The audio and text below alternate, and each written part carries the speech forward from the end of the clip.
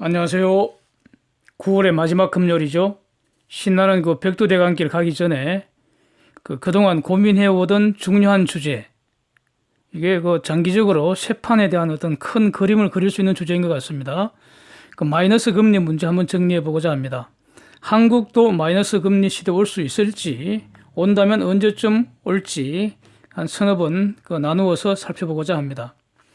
얼마 전에 93세인 앨런 그린스펀 이 아저씨가 미국도 마이너스 금리 되는 거 시간 문제다, 이렇게 자기 의견을 밝혔습니다. 이걸 제가 소개해 드렸습니다. 그죠? 93세의 나이에 자기 목소리 세계에 대해서 낼 수 있다는 점이, 그 점이 저는 부럽습니다. 이 마이너스 금리라는 거, 학교에서는 이런 거 배우지 못했습니다. 그런데 살다 보니까 지금은 마이너스 금리, 마이너스 국채, 마이너스 회사채, 이런 희한한 상품이 엄청난 양으로 지금 거래가 되고 있습니다. 마이너스 채권은 채권을 사면 이자를 받는 게 아니라 이자를 내야 한다는 거 아닙니까? 그래서 이거는 이자라기보다는 일종의 현금 보관료를 내는 것이죠. 덴마크에서는 모기지 채권 마이너스로 지금 발행이 되고 있다는데, 이걸 쉽게 비유를 하면은요, 한국의 주택담보대출 1억 원, 5년 만기로 대출을 받으면 만기에 상환 금액이 가령 9천만 원 된다, 뭐 이런 개념입니다. 세상 완전히 달라지죠. 이 마이너스 채권 시장 어떻게 생겨나서 지금 어느 정도 규모인가, 이거 한번 살펴보죠. 먼저 시장 규모부터 보면은 금년 8월 말 기준으로 글로벌 마이너스 국채 시장 규모가 대략 17조 달러랍니다. 엄청나죠? 전체 국채의 한 34% 규모라고 합니다. 근데 증가 속도가 매우 놀랍습니다. 그래프 한번 보십시오. 2017년 9월경에 10조 달러로 커졌다가 이게 이제 줄어들어서 2018년 10월에는 5조 7천억 정도로 쪼그라들었습니다.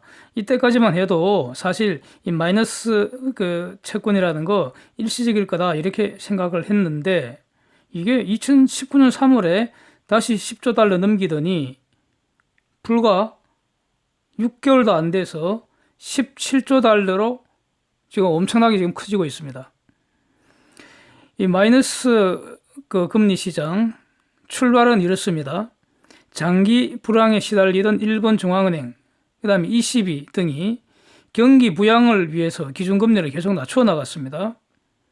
그러다가 금융위기 당시에는 미국도 기준금리 0%대까지 갔었잖아요. 그런데 미국은 금융위기를 극복하면서 그 이후에 경제가 거의 한 10년가량 지속적으로 팽창을 했습니다. 그래서 금리를 계속 올려왔죠. 작년 말까지. 그러나 유럽은 금융위기가 제대로 수습도 안 된 상태에서 그리스로 대표되는 그런 재정위기까지 겹쳤습니다. 일본도 아베노믹스 하에서 양적 완화를 계속을 했고요. 그래서 비실대는 경제를 살리는 방법이라는 게, 정부에서 할 수 있는 일은 딱 기본적으로 두 가지입니다. 화폐 정책 아니면 재정 정책입니다. 그런데 유로존은 재정 정책은 사용하기가 매우 어려운 구조라고 지금 말씀을 드렸죠. 가장 손쉬운 게 화폐 정책입니다. 그래서 ECB 금리 낮추고 돈 푸는 거죠. 근데 문제는 화폐 공급은 늘어도 시장의 화폐 수는 늘질 않으니까, 그래서 실질 금리 하락하는 거죠. 수요 공급 법칙에 따라서. 상업은행들은 초과 준비금을 중앙은행에 예치를 해버리죠. 대출도 안 되고 대출 금리도 낮고 하니까, 그러면 예치 이자 받는 게 더 낫잖아요. 그런데 중앙은행 입장에서는, 가령 ECB 입장에서는 상업은행들이 시장에 대출을 늘리도록 통화 공급을 더 많이 줬는데 그걸 다시 중앙은행 예치해버리면은, 그럼 원래 정책 목표를 달성할 수가 없잖아요. 그러니까 상업은행이 중앙은행에 예치하는 경우에 이자를 주는 게 아니라 오히려 이자를 받기 시작을 해버린 거죠. 이게 일종의 보관료 아닙니까? 이 상업은행 입장에서는 예금하면 이자를 내야 한다는 것, 즉 마이너스 금리가 되죠. 실질은 현금을 맡길 때 보관료를 내라는 것입니다. 그리고 그 시장에 있는 거대한 기업들, 여기서 현금이 그냥 산처럼 이렇게 쌓여 있잖아요. 그 다음에 기관 투자가들, 그 다음에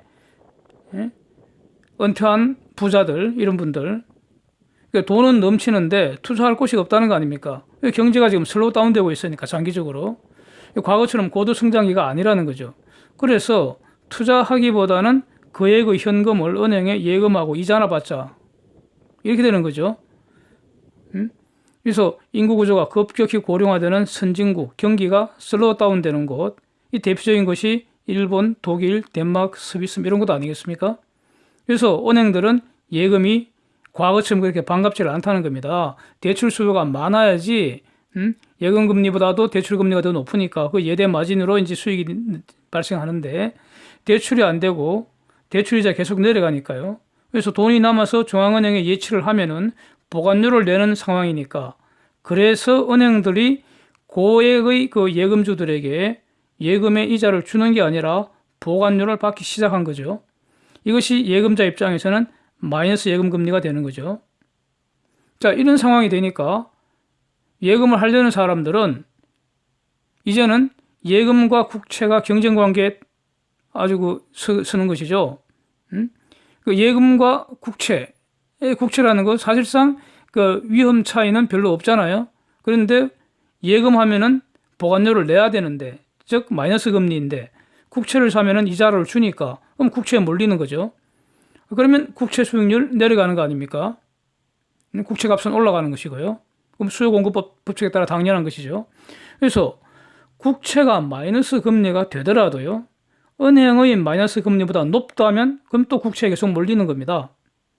자, 마이너스 금리, 마이너스 국채, 마이너스 회사채 이렇게 진행이 되는 겁니다. 국채는 끊임없이 차환 발행을 하게 됩니다. 그래서 유통 수익률이 마이너스가 되면 발행 수익률도 마이너스가 되는 겁니다. 즉 액면가 1,000원짜리 국채를 마이너스 금리로 발행하면은요, 만기 가령 10년 후에 수령 금액은 900원이 될 수 있는 겁니다. 이거 마이너스 채권 아닙니까? 국채가 마이너스 발행되면은요, 은행 입장에서는 마이너스 대출도 가능합니다. 즉 대출 원금 1,000원을 계약 기간 10년으로 마이너스 금리로 대출을 받으면 가령 만기 상환할 때 900원만 돌려주면 된다, 이런 뜻입니다. 이게 어떻게 가능하겠습니까?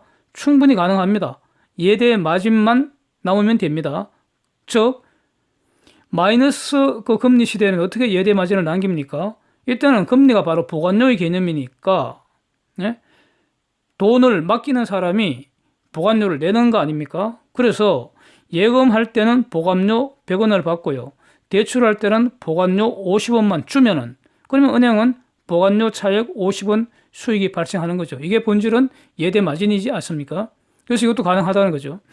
국채가 마이너스 금리라면은 최고 우량 등급인 회사채도 같은 논리로 마이너스 발행이 가능해지는 것입니다. 그래서 그 독일에서 2016년에 그 국채가 마이너스로 발행된 이후에 우량 회사채도 마이너스 금리 계속 발행되고 있는 겁니다. 대출과 달리 그 국채는 증권 시장에서 주식처럼 똑같이 이렇게 사고 팔리잖아요.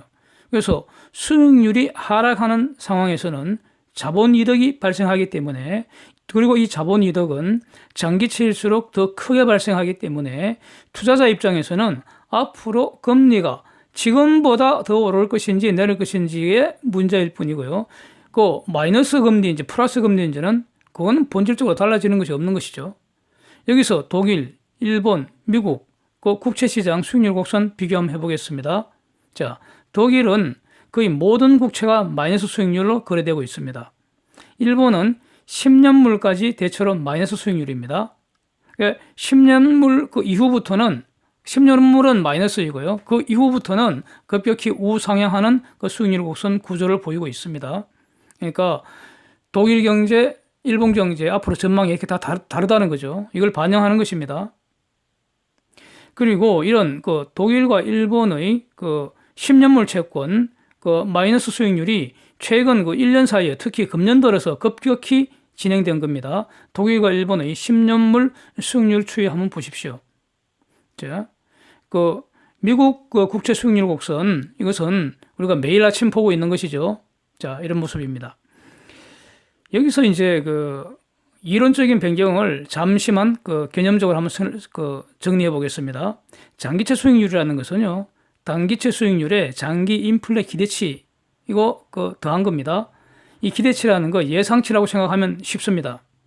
여기서 기준금리가 마이너스가 되면요, 단기채 수익률도 같이 이렇게 내려가는 것이고요. 장기 인플레 예상값이 마이너스가 되는 상황, 이거 생각해 보면은 장기채 수익률도 마이너스 되는 겁니다. 이게 바로 그러니까 장기 인플레 예상값이 마이너스가 되는 게 뭡니까? 이게 디플레이션 시대라는 거 아닙니까? 일본, 유럽 등 생산자 물가 지금 다운되고 있고요. 소비자 물가 다운되고 있잖아요. 즉 전체적으로 경기 전망이 슬로 다운된다는 겁니다. 그래서 마이너스 금리 이 경제의 공통점은 인구 구조가 고령화되고 인구 감소하고, 그래서 늙은 사람들이 많은 곳은 안전자산을 선호하게 된다는 거죠. 이게 지금 위 옐렌 그린스펀이 미국도 결국 그 마이너스 금리 시대가 올 것이다라는 그 논거였습니다. 인구 고령화를 논 거였습니다. 늙은 사람들은 안전자산, 즉 채권을 선호한다는 겁니다. 돈을 많이 풀어서, 즉 돈의 공급은 늘었으나 돈의 수요는 늘지를 않습니다. 그래서 이게 금리 하락된다는 거죠. 경기 슬로우 다운되고 물가지수가 인플레가 아니라 디플레 위험이 증가한다. 이런 그 공통점이 있습니다. 자, 과연 그린스펀의 그 전망처럼 미국도 마이너스 금리 결국 올까요? 여기에 대해서는 제가 보기에는요, 긍정적인 요인, 부정적인 요인, 그러니까 그린스펀의 주장을 긍정하는 면도 있고 부정하는 이런 요소 다 있는 것 같습니다. 위에서 살핀 마이너스 채권 시장 형성 과정이 미국에서도 일어날 수 있습니다. 뭐냐 하면은 미국 채권은 사실상 최고의 안전 자산 아닙니까? 그래서 글로벌 스마트 마니가요, 독일, 일본 채권보다는 미국 채권 선호할 거 아니겠습니까? 그래서 미국 채 수요가 늘면은 미국 채권 수익률 내려갈 수밖에 없습니다. 이것이 바로 초기 독일과 일본에서 그 채권, 국채가 마이너스 수익률로 되기까지 진행되는 과정과 동일한 과정입니다. 이거는. 그런데 부정적인 요인은요, 미국은 사실 지금 디플레 위험은 없습니다. 최근 3개월간 그 소비자 물가지수, 생산자 물가지수 상승하는 모습 분명한 것 같습니다. 그래서 그동안 잠잠하던 미국의 물가지수가 지금 오르는 모습 나타나고 있습니다. 성장률도요, 독일이나 일본과는 달리 비교적 아직까지는 저는 양호하다고 판단합니다. 물론 2분기 성장률은 1분기보다는 많이 슬로다운 되었는데 금년 이후 내년까지 과연 어떻게 진행되는지 두고 볼 일입니다. 그 다음에 미국은 지금 4차 산업혁명을 중심으로 셀 석유를 중심으로 또 소비시장 견고하고 이렇게 경제가 아직도 활기차게 돌아가는 그런 국가입니다. 그 다음에 미국의 인구 구조 매우 건전합니다. 미국은 인구 감소 이런 거 아니고요. 출산율도 양호하고요. 또 고령화 현상 그렇게 심각하지는 않습니다. 그래서 미국의 국채 시장이 마이너스 시대에 올 것인지 현재는 좀 불확실하지 않을까. 오더라도 서서히 진행될 것이고, 그것도 그 진행 과정에서 성장, 물가지수 이거 다 고려해 봐야 할 것 같습니다. 독일이나 일본처럼 1년 이내에 급속히 진행될 가능성은 저는 아직까지는 매우 낮다고 보고 있습니다. 미국보다는요, 한국이 더 빨리 올 것 같습니다. 한국 수익률 곡선 한번 보십시오. 많이 다르죠? 미국하고도 다르고 독일이나 일본하고도 현저히 다릅니다. 완전히 플랫합니다. 한국 경제 급속히 슬로다운 되고 있고요. 내년 성장률 1%대 지금 추락할 가능성 매우 높고요. 저는 아직도 금년에 이미 2%대로 2% 밑으로 내려갈 거라고 보고 있습니다. 예. 이미 생산자 물가지수 마이너스입니다. 디플레 위험 현실적으로 나타나고 있다는 겁니다. 기준금리 지금 더 내릴 것으로 지금 예상되고 있죠. 인구 구조도 인구 감소, 고령화 엄청난 속도로 진행 중입니다. 네? 제일 빠른 곳이 중공이고요. 지금은 일본보다도 더 빨리 한국도 고령화 진행되고 있습니다. 출산율은 가장 낮습니다. 네. 그래서 마이너스 채권 시장이 형성된 국가들과 공통점이 너무 많습니다. 그래서 오늘은 지금 시간이 너무 지체가 돼서요. 오늘은 이 정도로 이제 간단히 서론으로 살펴봤고요. 다음 편에서 좀 더 자세히 분석해 볼 예정입니다. 이상입니다. 함께 해주셔서 감사합니다.